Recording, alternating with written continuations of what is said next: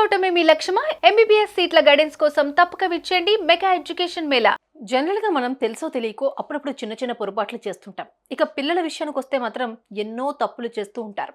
కానీ వాళ్ళు చేసే మిస్టేక్స్ కొన్నిసార్లు వారి ప్రాణాల మీదకు తెస్తుంటాయి. అయితే ఇలాగే కొందరు పిల్లలు ఇటీవల చేప అనుకుని పామును కాల్చుకుని తిన్నారు. ఏంటి షాక్ అవుతున్నారా? మీరు విన్నది నిజమే. మీలాగే నేను కూడా మొదట్లో ఇట్టే షాక్ అయ్యాను. కానీ అసలు విషయం తెలియడంతో అమ్మయ్య అంటూ ఊపిరి పీల్చుకున్నాను. ఇంతకు జరిగింది ఏంటనేదే కదా మీ డౌట్. అయితే ఈ స్టోరీ చూసేయండి.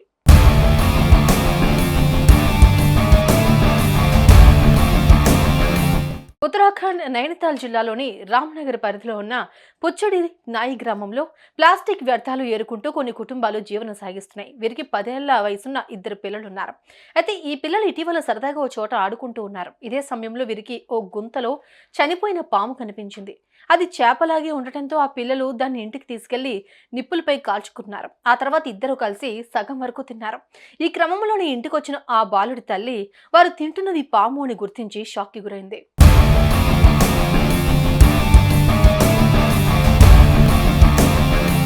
ఇక వెంటనే కంగారు పడి ఆ పిల్లలతో పాటు ఆ పామును కూడా మూలికల వైద్యుడి వద్దకు తీసుకెళ్లింది. దీంతో ఆ సంరక్షకుడు ఆ పిల్లలకు విరుగుడు మందు కడుపులోకి పంపించాడు. ఆ పామును గమనించిన ఆ వ్యక్తి వారు తిన్నది విషపూరితమైన పాము కాదని, వీరి ఆరోగ్యానికి ఎలాంటి ప్రమాదం లేదని తెలిపాడు. దీంతో ఆ మహిళతో పాటు వీరి ఇతర కుటుంబ సభ్యులు ఊపిరి పీల్చుకున్నారు. ఇదే అంశం ఇప్పుడు స్థానికంగా తీవ్ర చర్చనీయాంశంగా మారుతోంది. సోషల్ మీడియాలో సైతం ఈ న్యూస్ వైరల్ అవ్వడంతో నెటిజన్స్ కంగుతింటున్నారు. అరే ఏంట్రా ఇది అంటూ కామెంట్స్ చేస్తున్నారు.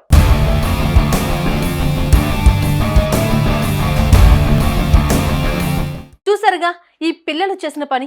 పాము విషపూరితం కాకపోవడంతో ప్రాణాలతో బయటపడ్డారు. లేకుంటే ఈ పాటికి ఏం జరిగి ఉండేదో. కానీ ఇక్కడ మరో విషయం, పాము కరిచినా లేదంటే ఇంకేదైనా జరిగినా వెంటనే డాక్టర్ను సంప్రదించండి.